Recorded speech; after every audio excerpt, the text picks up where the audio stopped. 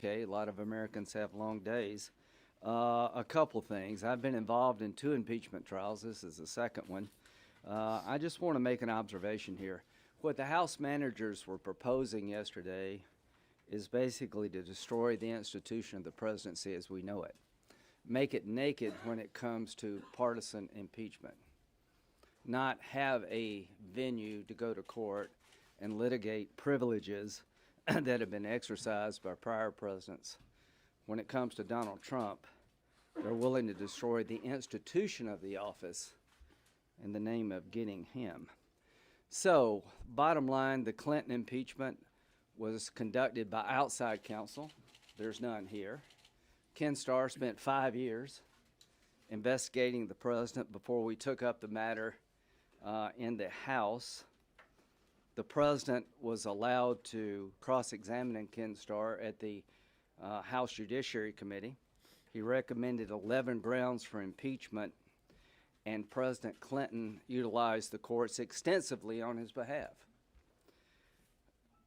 Robert Mueller was an outside counsel appointed to investigate this president. I want the public to know that this president cooperated with Mr. Mueller. He turned over 1 million documents. His lawyer testified for 30 hours, and after 2 years of investigation with 19 lawyers, 40 FBI agents, 2,000 subpoenas, and 500 search warrants, they decided to take no action. They said there was no collusion between the Trump campaign and the Russian government, and when it came to obstruction of justice, they did not recommend any action. I thought that would be the end of it. I actually introduced legislation to say that Robert Mueller could not be removed except for cause, because the president felt like the Mueller investigation was a witch hunt. I did not. The president was frustrated because he said he did nothing wrong. I can understand that. But it was important for me to make sure that the country would have somebody to look at these allegations because they're very serious. And I supported Mueller's ability to look. And he looked for a long time, and I thought it would be over. Mr. Schiff said yesterday what they did in the House was just like what we did with Clinton. That is absolutely untrue. From the time they authorized impeachment, it took 48 days. Not 2 years with Mueller, not 5 years like Clinton, but 48 days.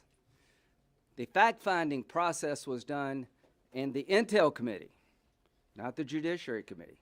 The president was denied a right to counsel in the Intel Committee and could not request witnesses. They spent 1 day in the Judiciary Committee. Go back and look at the tapes of how long Ken Starr testified before the the House Judiciary Committee, of which I was a part. What we've done for the first time in American history is impeach a president without outside counsel involved in a 48-day period. But here's what struck me the most. One of the House managers said, the reason we didn't go to court, or we didn't want to go through the courts, is that we couldn't impeach him before the election.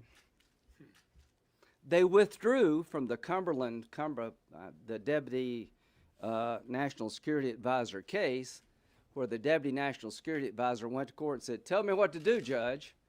The House actually withdrew the subpoena because they didn't want the court process to stop the impeachment train.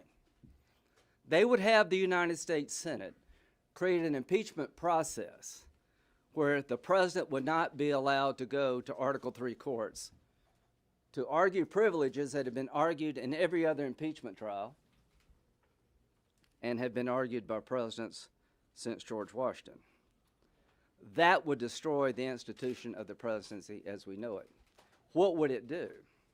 It would allow a handful and a 300+ million country, people, along partisan lines to impeach a president without independent judicial review. Before I came here, I used to try cases. We have a lot of good lawyers in this body. All I can say is that when the court date was set, and if I showed up and asked for a bunch of subpoenas and documents to be produced on the day of trial that I had not pursued before the trial in any serious way, I ought to get tossed out. What did we do yesterday? Exactly what happened in the Clinton impeachment trial. We're going to hear the House's case, the president's response. We're going to ask questions. Then we'll decide among ourselves, do we want to know anything more? Yesterday was about 11 hours of them telling us how bad their case was, in my view. They did not pursue these witnesses because they knew the president would seek judicial redress, and it literally would stop them impeaching him before the election. So the only thing I can tell the American people, when it comes to replacing this president, 9 months plus from the election, you got an uphill battle with me, because I really do believe that the best group of people to pick a president are the voters, not a bunch of partisan politicians. And every day we're here doing this is a day we're taken away from doing things that really matter. So when they say it was like Clinton, no. When they say the courts really have no place in impeachment, that it's all going to be done by the House and the Senate without any independent judicial review, God help us all. Senator Steve Daines of Montana. We had a lot of time last night to think, some 12 hours on the floor of the U.S. Senate. It's the first impeachment trial I've been through. Senator Graham has experienced that in his prior political life. But it reminded me of when I went to high school in Bozeman, Montana. If I turned in a term paper and it was half complete, my teacher would toss it back to me and say, you didn't get it done, it's incomplete. Probably give me an F and say it's incomplete, try again. That's what I felt like we saw last night. It was an incomplete case. They have not done their complete homework. It reminded me what Nancy Pelosi said back in 2010 on the Obamacare. She said, first we got to pass it to find out what's in it. It feels like what happened last night. They had to rush this through the House, just get it over to the Senate, and then we'll find out what's really in it and try to fix it there. Let me remind you and remind all of us that in 244 years of history of this great country, the United States Senate has never removed a president from office. Never.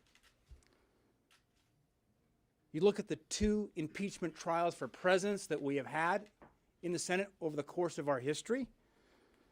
President Johnson in 1868, of course, President Clinton in 1999.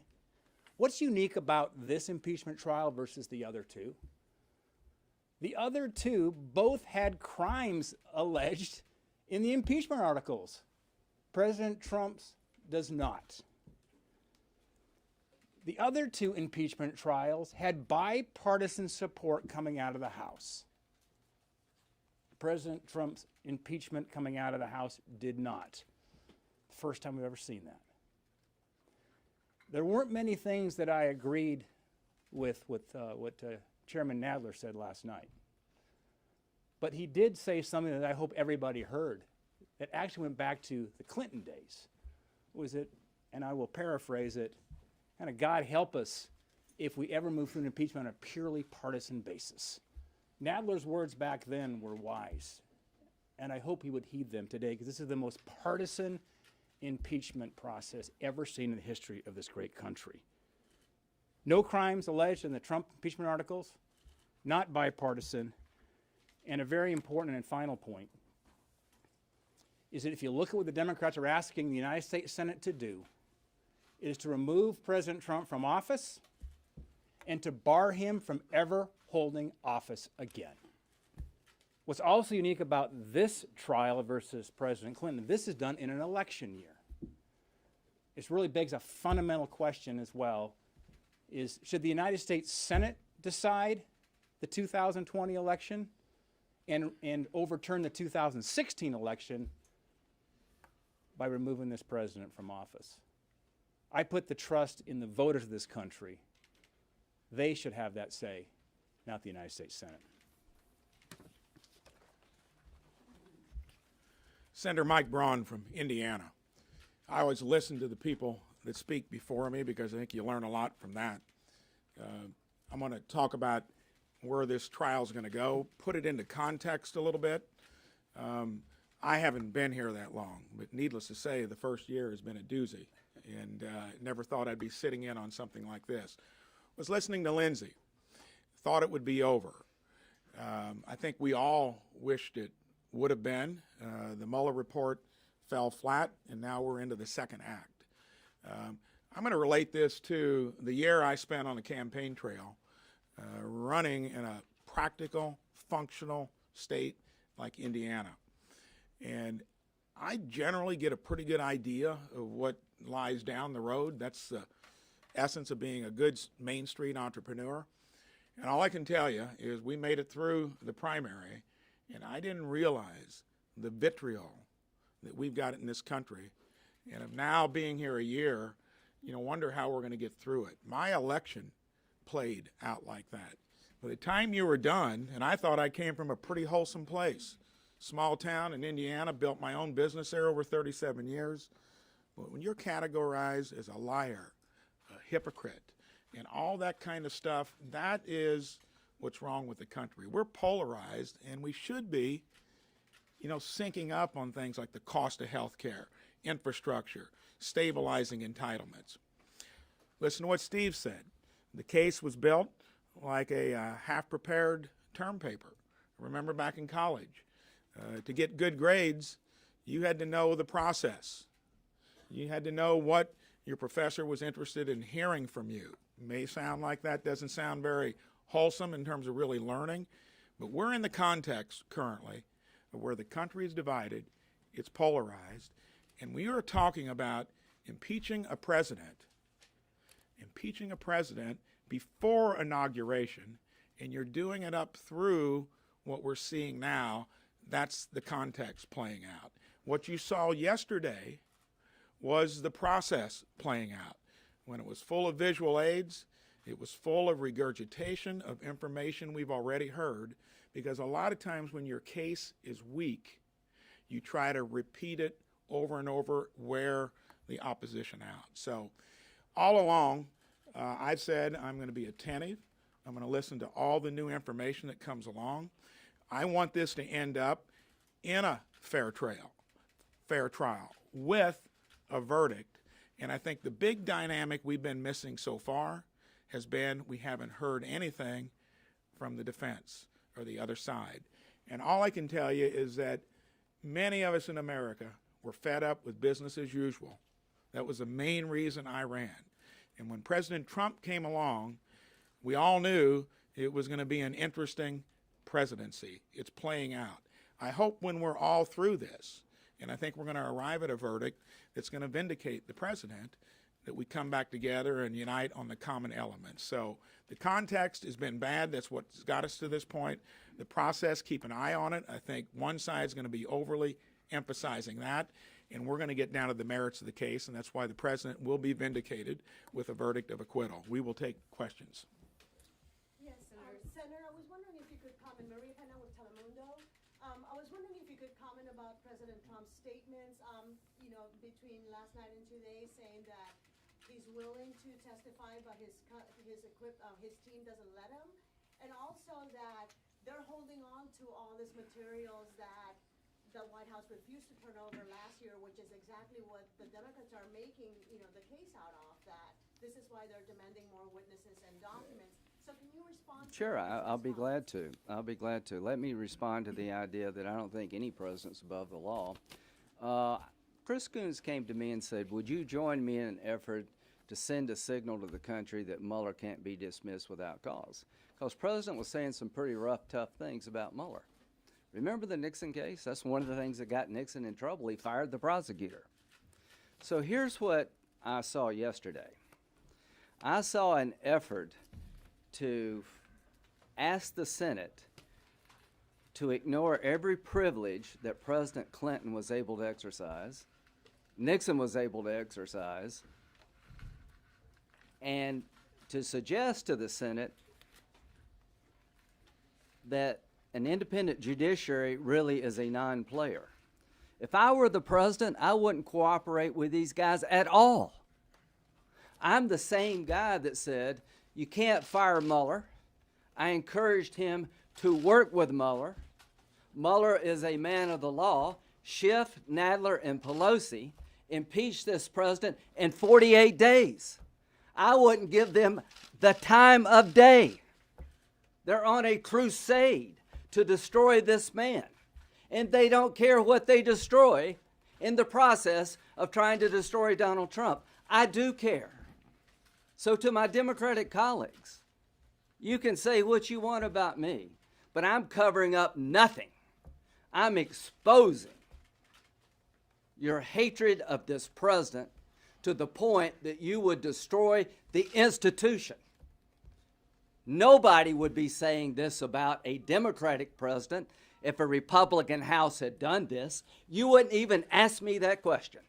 All of you would be in our face saying that there's a Democratic president and you're denying that person, he or she, a chance to go to court and litigate these matters because you hate them so much. It shows you how complicit people have become when it comes to Trump. Not one question about the idea that a Democratic-controlled House in 48 days impeached the President of the United States with a process where you couldn't have a lawyer, couldn't call a witness. And they hold it against him because he wants to object to turning over documents to them. You would be all over us. So let me tell you what's going to happen in November. This won't matter much. People are going to judge the president about what he's done and what he can do. And they're going to look at the Democratic alternative and ask, will I be better off with this person versus Trump? But I'm going to remember this. I'm going to remember this for a very long time. No good deed goes unpunished around this place. Wait a minute. Working with my Democratic colleagues, I tried to give Mueller the space to do his job, and I told the president to his face, if it's proven you worked with the Russians, or you sought something from the Russians and got it, that's it for me and you. Now, the same people that patted me on the back are asking me to railroad the guy, to legitimize a process in the House that will destroy the presidency over time. I will not be part of that. And you need to ask yourself some questions. Would you be asking different questions if this were a Democratic president treated so poorly by a Republican House? Because I remember Clinton very well. We got challenged, rightly so, about what we were doing and why we were doing it. So I wouldn't cooperate at all with these people if I were the president. Senator Graham, Senator Graham, you said that executive privilege seems like a very powerful argument for you. So, if it is regarding Bolton and Yeah. Mulvaney, Right. then would you entertain at all? Is that still on the table, perhaps Joe Biden or Hunter Biden, or is that just non-existent? So and Senator Daines, can you point to where it says that a crime has to be committed for impeachment? Well, I've said all along a crime doesn't have to be committed to impeach the president. I said that in the Clinton case, but abuse of power, in this case, I think undercuts the ability of the president to literally do his job. Because here's what I would say about executive privilege. There's nobody more important to the president than the Secretary of State, National Security Advisor, and Chief of Staff. So he needs to protect the institution of the presidency. So if I'm asked to waive executive privilege, I will say no. The only option is to stop the trial and go to court or have the Senate decide the privilege. And here's what I'm going to tell future houses. If you blow through these privileges because you want to impeach a president before the election, and you come to the Senate and you ask me to destroy the privilege, forget it.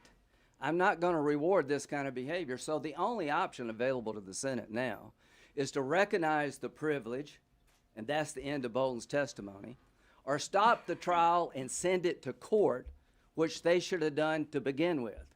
I'm not going to legitimize what I think is a dangerous process. So I'm not going to trade executive privilege. Hunter Biden, if he's got a decent lawyer at all, he will claim the Fifth Amendment. Because you get $50,000 a month beginning in 2014 to do what?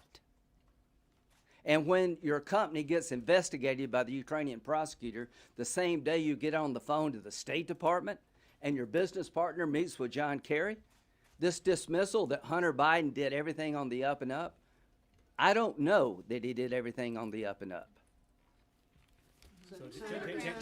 To answer your question, I didn't say you had to commit a crime to be impeached. My point was in the contrast. This is the first set of impeachment articles where there's been no crime alleged. It's up to the Senate as impartial jurors to take a look at the information and make a decision whether or not you should remove the President of the United States from office and bar him from ever serving again. That has never, ever happened in this nation's history. Senator, what do you think about jury? We got to go. Really, the trial just started at 1 o'clock. Senator Graham was just saying that, talking about executive privilege, during Watergate, the Supreme Court said that it can't be used to cover up wrongdoing. Was the Nixon case wrongly decided? I think when he was referring to executive privilege, this is different because of the 3 posts he was talking about. And quickly, before we break up here, when it comes to witnesses, that argument I'm is... sorry, what would make that different if it's being used to cover up wrongdoing?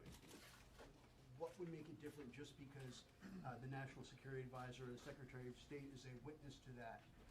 How would that get around what the Supreme Court has already said about executive privilege? Well, if it's covering up wrongdoing, that's an issue in and of itself. But when you're talking about, first of all, there's no proof that there's been wrongdoing.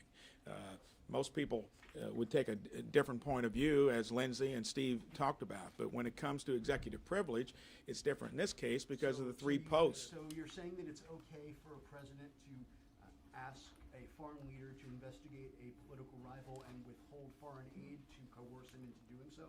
No, I'm not saying that's okay. I'm not saying it's appropriate. I'm saying that it didn't happen. So we'll continue this at another time. Thank you.